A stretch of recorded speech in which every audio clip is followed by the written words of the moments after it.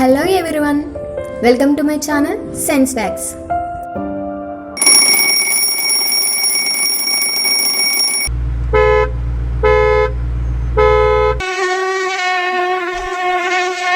Winner కదా ఈ sounds.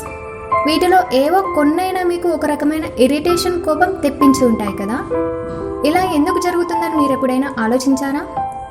ఈ వీడియోలో ఇలాంటి కొన్ని సౌండ్స్ విన్నప్పుడు మనకెందుకు చిరాకు, కోపం, అసహనం కలుగుతుందో చూద్దాం.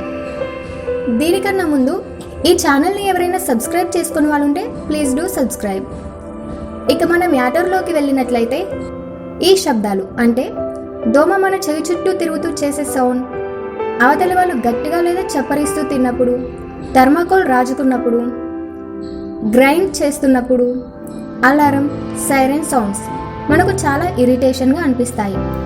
వీటితో పాటు బోర్డు పైన చాక్పీస్తో రాస్తున్నప్పుడు చేసే సౌండ్, రోడ్డు పైన రేకు గీసుకున్నప్పుడు, ఏదైనా వస్తువును లాగినప్పుడు, బ్రష్ చేస్తున్నప్పుడు వచ్చే సౌండ్, చేతి మెటికలు విరిచినప్పుడు, టీని గట్టిగా సిప్ చేస్తూ తాగే సౌండ్స్ మనలో చాలా మందికి నచ్చవు. ఇవి ఒక్కోసారి మనలో ఎక్కలేని కోపం కూడా తెప్పిస్తాయి. ఈ సౌండ్స్ మెదడుపై బలమైన ప్రభావాన్ని చూపుతాయని సైన్స్ చెబుతుంది.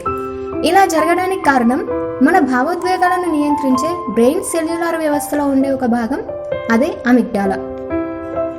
ఈ అమిగ్డాలా అనేది చాలా సున్నితమైన విభాగం. ఇది మన బ్రెయిన్లో ఇంద్రియ జ్ఞానాలను అంటే సెన్సరీ పర్సెప్షన్, భావోద్వేగాలతో కలిపే ప్రాంతం. నిజానికి ధ్వని అనేది ప్రధానంగా కేంద్ర శ్రవణ వ్యవస్థను అంటే ఆడిటరీ సిస్టమ్ను ప్రభావితం చేస్తుంది. కానీ కొన్ని సౌండ్స్ అమిగ్డాలా, హిప్పోకాంపస్ వంటి లింబిక్ ప్రాంతాలను కూడా ప్రభావితం చేస్తాయి. ఈ అమిగ్డాలా చాలా సున్నితంగా ఉండటం వల్ల ఆ సౌండ్స్ విన్నప్పుడు మనకు ఏదో అవుతుందనే ఒక ఫీలింగ్ని సైకలాజికల్గా క్రియేట్ చేస్తూ ఎక్కువగా రియాక్ట్ అవుతుంది.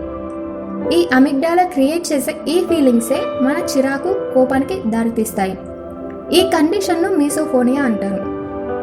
ఈ మీసోఫోనియా లక్షణాలే కొన్ని పర్టిక్యులర్ సౌండ్స్ విన్నప్పుడు మనకు కలిగే ఫీలింగ్స్. దాదాపుగా అందరూ ఏదో ఒక సిచ్యువేషన్లో మీసోఫోనియాకు గురవుతారు. కానీ కొంతమందిలో ఈ ప్రాబ్లం మరీ విపరీతంగా ఉంటుంది. వాళ్ళు అవతలి వాళ్ళు చేసే చిన్న చిన్న సౌండ్స్ని కూడా భరించలేరు. దీంతో వారు తమకు బాగా క్లోజ్ అయిన వాళ్ళతో కూడా టైం స్పెండ్ చేద్దామన్నా చేయలేని సిచ్యువేషన్లో ఉంటారు.